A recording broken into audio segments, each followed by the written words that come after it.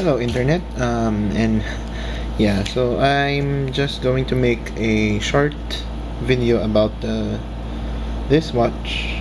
This is the Casio W96H sports watch. So it's not like the big fancy high-tech G-Shocks, and that's one of the primary reasons why I bought this watch. Kasi nga, no fuss watch siya. So this model is the black slash gray version.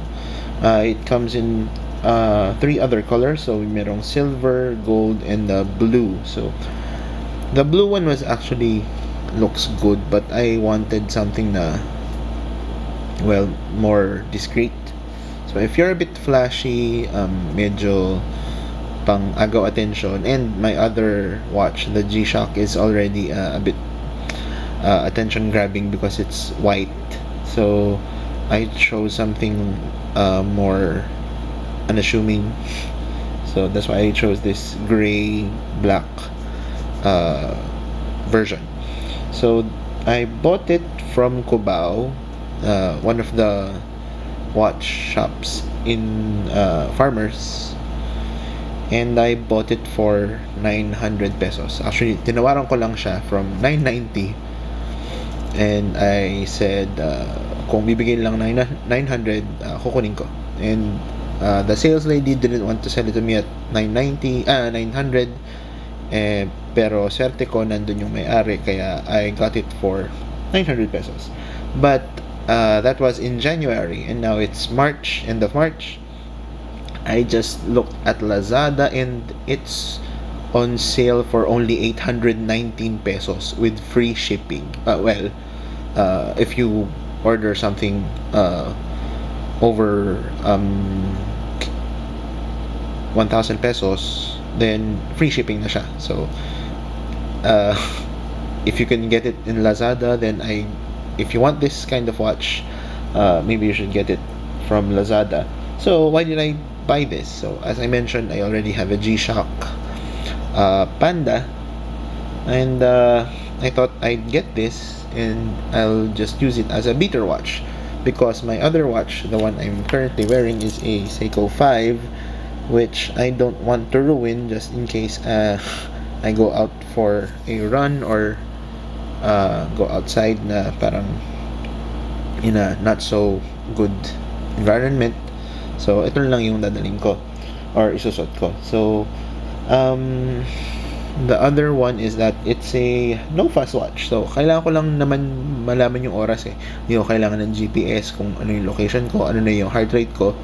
So that's why I just wanted this. So there are several different modes. Well, several meaning around 4. So you have your time, you already have your year, date, and day. That's all that you need.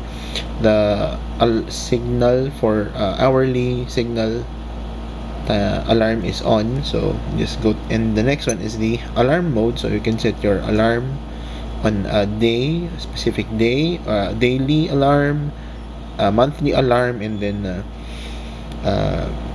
you can specify the time, obviously. So next you have a stopwatch, and ang kulang lang niya is a timer. So sayang. So the only way that you can set an alarm is instead of a timer, is that you set your alarm at a specific time. So yun lang yung maging countdown timer mo. Then the next one is the dual time. So this one I set to UTC. So kaya it's 8:23. And then that's it. Yun lang.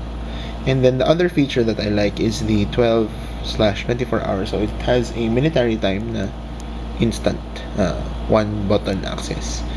And that's important to me. It may not be important to you, but sa akin, that's one of the reasons why I picked this up. So it's a water resistant watch up to 50 meters, because I'm not going to swim. I'm not a scuba diver. But I can wear it. I can wash the dishes. I can do chores, I can wash the car wearing this watch with no problem whatsoever. So it's only 50 meters water resistant. And lastly, the battery is user replaceable because it's only kept remove this strap in by 4 screws. So if you have the precision screws, you can remove it using Phillips precision screws.